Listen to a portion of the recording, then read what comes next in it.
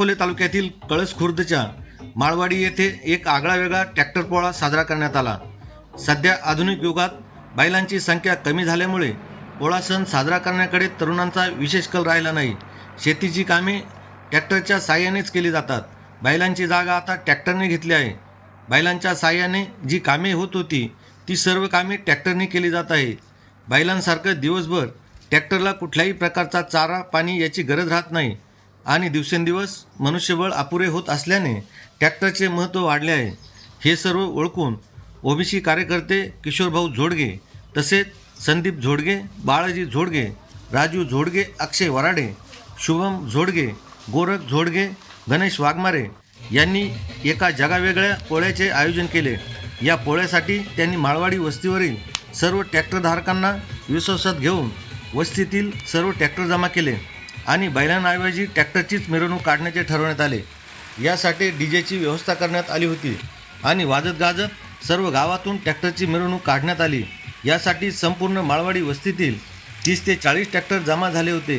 DJ लावून काढण्यात आलेल्या या भव्य ट्रॅक्टर पोळ्याची सर्व गावातून मारुतीच्या मंदिरापर्यंत मिरवणूक काढण्यात आली आणि नंतर सदर मिरवणूक पुढे कुंभेफळ फाटा येथे नेऊन सर्वांना पेढे वाटून मिरवणुकीचा शेवट करण्यात आला।